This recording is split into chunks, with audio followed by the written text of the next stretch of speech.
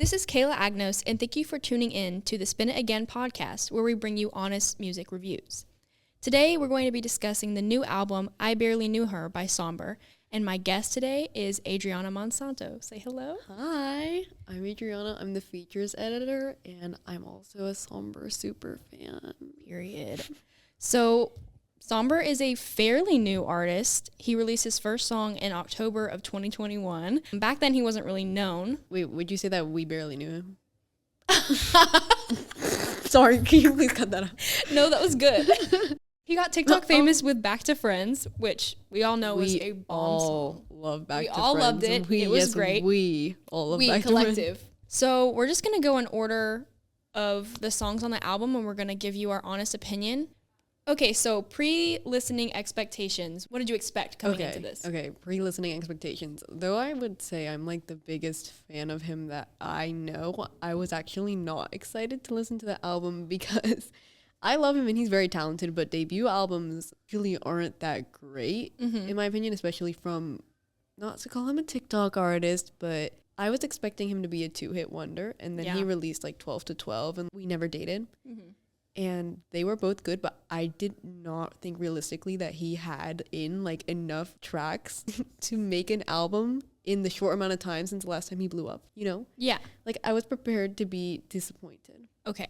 That's so funny because I had the opposite expectation, but I always tend to overhype artists because I was like, oh, every other song he wrote has been good. Right. There's no reason these shouldn't be. And I listened to all of his pre-TikTok famous music. Yeah, it's like good. Perfume was my favorite song by him, and that was barely known. And so I expected, not to be let down. And honestly, I wasn't let down. You weren't let down? I was not let down. Okay. So we're going to go talking about the first song, which was Crushing. That was the first song on the album. I honestly thought it was really good. Like, when I started listening to it, I anticipated it to be good. I just thought it was, like, really relatable. I missed the days when we were crushing on each other. Now you're just crushing my soul. Like, who hurt you? Like, who crushed your soul, Kayla? Who crushed your soul? Who actually crushed your soul? That's a different podcast episode. Oh my god. The whole song is basically about being stuck on someone you once loved and they used to love you, but now you're not able to recover and you're forced to live in the freaking same town as them, so it's like really relatable. Yeah, no, I agree. I feel like all of Sombr's songs speak an emotion that like I like to pretend that I don't feel, like the spiraling, thinking of all the things that could have been. But when he sings it, like it's cool, so like I feel less bad about it, you know? Okay, and let's talk about 12 to 12, which is the next track. And 12 to 12 was released previously, like I want to say about a month ago. Yeah. I don't know, it's really growing on me. It is so good because it sounds like one of his only songs that actually sound different than everything else he puts out. Like I love him, but it's all really similar to the point when I was first getting into him, I didn't know the difference between some of the songs. That's fair. Because especially the intros sound alike. Yes. It was giving 2019 rock. Right. I was living for it. I was like, I could get up and dance so hard to this song, forgetting how actually gut-wrenching the lyrics 12 are. to 12 is so sad, and that's my favorite type of music, is like music that like sounds really happy, but it's actually really sad. Yeah, like this one sounds, it's just like a club song. I could picture it playing in a club, giving main character, but it's also depressing lyrics. Right. I feel like all these songs, like, I don't know, like the summer breakup season, Sombr was the soundtrack. He was, and I mean, it was crazy. Rightfully so. No, it was crazy. Yeah. I get what you're saying about the songs all sounding the same. I don't think they all sound the same, but they all have that similar, like, he always sounds muffled, even though he's not, but I kind of like it. It's like old rock vibes. And I'm one of those people that even if the artist all has songs that sound the same, I can still listen to it. But I don't mind it all sounding the same, honestly. I just don't like repetition in songs. That gets on my nerves.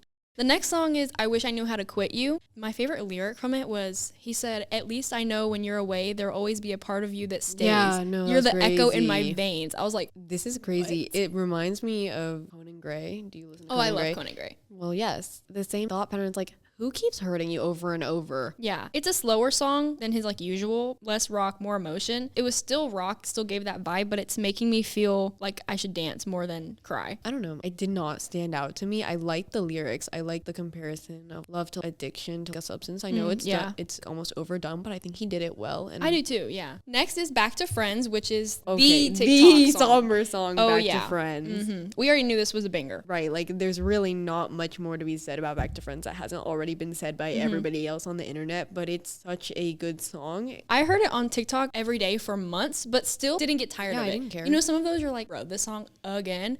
But this one was so good. I Feel Your Pain, Shane Booth, which, by the way, guys, yeah, it's his legal name. His name isn't Sombr. It's actually not. So if you see the name Shane Booth in those credits, that's still him. No, he writes all his stuff. Yes, which is actually good. super. And he's like 19. And he's a lyrical. We have a chance. Dare I say lyrical G? No, yeah, I would say. So the next song after that is Canal Street. When I started listening to it, I was like, this one's gonna be sad. I can just tell. It sounded sad. Yeah, but the intro was like melancholy, you know? I suppose. The lyric, None of Them Are You, is so relatable. The song is just saying, like, no matter who I'm with or who loves me, I can never stop loving you because no one is you. This is a perfect example. Yeah, new heartbreak song, guys, calling it. It's relatable. I like it reminds me of, you ever seen in the movies, like, where you're standing at, like, a train station, right? Okay. And you're, like, looking for someone, and they're, like, across the tracks, right? And then when the train comes, they disappear. Oh my That's Canal Street to me. Yes, like, main character moment. I guess, yeah. Yes. Next song on the album was Dime. This one sounds like Electric Love by Borns. Borns and Sombr both have that like rock, but also muffled rock kind of thing with a really good chorus. So I was just saying it's really good. And the first line of Dime, you're living in the city and I'm living in the crevices of your heart. Oh yeah, no. What it's raps. Like the album's over for me, Sombr. Like I'm done. It's raps. It's raps. It's so raps. So good. This song is poem worthy. I felt that way. Now we're going to talk about Undressed, which is the Sombr song of all time. I think if I had to recommend somebody a Sombr song, I would pick Undressed. Alongside 12 to 12, Undressed is my favorite Sombr song because, again, he's singing about something that's very relatable. Just nobody wants to start over. Yeah. Like, ever. So the way he sings about it makes me feel like less of a loser, you know? Yeah, because it's like, I'm not the only one, guys. Yeah, if like, Sombr can feel that way, so can I. Right. Like, it's fine. Like, I think that listening to his songs, even though they're like really sad, did like help me like get over stuff over the summer. Yeah. Also, this is maybe me reading, and I always read too far into songs, but you know, like for me, when I listen to it, listen to it metaphorically. The whole thing is like, I don't want to get undressed for a new person all over again. For me, when I hear it, I'm just thinking undressed. The metaphor for it is like peeling back all the layers of your personality. So it's like, I don't want to have to relearn someone or have someone relearn me. Yeah. He's talking about vulnerability, which is really cool. That's another thing about Sombr I really appreciate is that even though he's a 20-year-old guy, like he definitely got a 6 on AP Yearning. Like he's like so locked in. He's just not toxic. No, I love him so much and I understand him on a very deep level. But anyway, before we finish, the bridge. Oh yeah, girl. The bridge. Levitating. Oh my goodness. The Undressed bridge. I've screamed that in my car. Oh yeah. Like multiple times. Like, you know a bridge is good when it's car scream worthy. Oh, it's car scream worthy. It is. Screaming at the sky worthy. But a lot of the things he's talking about, I'm like, oh, I did that to somebody. Ooh, yikes. So most of the times when I'm screaming, I'm like, oops. Next song is Come Closer. It was one of those, was also good beat right off the bat. I feel like all of these songs have a similar like meaning, and it's probably just because they're all on the same album, and so he's going through the same crap. So it's like, I can't take loving you halfway. So real. Another relatable canon event, guys. No, I fear. It's about, another situationship. Guys, like how many friends with benefits has Sombr been in? When you like really like someone or even love them, but they can't just seem to make a commitment or put their whole self into the relationship. Yeah. In the song, he says, loving you isn't hard, it's letting go that leaves a scar. Goated. Poem worthy. Again. Sombr. Okay, we have 2 songs left to review. Okay. Next is We Never Dated. We Never Dated. Such a good song again. Like, oh my goodness. The bridge, again, I love all the Sombr bridges. That's like the best part of every song to me. There are times when I don't even feel like listening to the whole song. That's just skip to the bridge. I skipped to the bridge. That was so real. No, because he's talking about some like, oh my god, I wish nothing but the best for you, but I hope who's next sees the rest of you. Like, come on, like what? Like, okay, like, yes. And we know he's lying because he's petty. He is petty, but hey. He is petty. And he's talking about some, I wish nothing but the best for you. Like, Sombr, don't lie. We all know on everybody's soul, we do not wish the best for them. But I think it's a good sentiment. I feel like We Never Dated is one of the exceptions for a song that repeats itself, but it's not annoying. I get annoyed, I think I mentioned this earlier, when songs are super repetitive. But like this one, the chorus repeats itself a lot, but it wasn't annoying at all. Yeah. Like, no, but like what woman is doing him wrong? He's so cool. Maybe he just lets people walk all over him. Which leads into the next song. You could say he's a doormat. Yeah. The next song is Under the Mat. Why are all his intros are just really good in general. Because I feel like every single one, I'm like, oh, this intro is making me levitate. Because it was. In this song, he says, I saw her at her worst, still I desired her.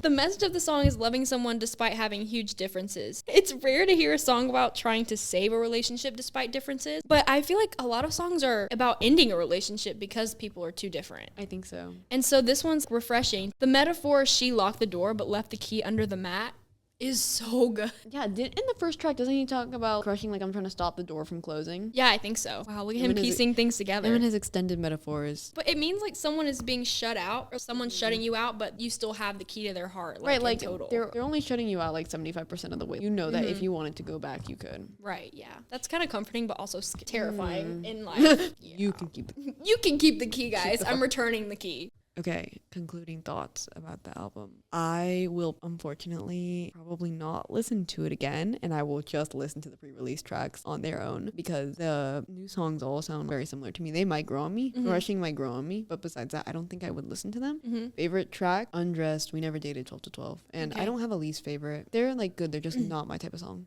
That's fair. I think I definitely will be listening to it again. I say that I already have been listening to it. But my favorite song, I think, was Crushing from the whole album. But it was hard. I wanted to pick a favorite from that like wasn't pre-released. But my honorable mentions are Undressed. And I liked Come Closer. But I think I would stick with Undressed and 12 to 12 for my honorable mentions. But I think he's such a talented soul. And like his songs are really relatable in the best and in the worst ways. Yeah. Thank you for listening to Spin It Again, and thank you, Adriana, for joining me. Thank you for having me. Tune in to my next episode where we will be reviewing Taylor Swift's upcoming album, Life of a Showgirl.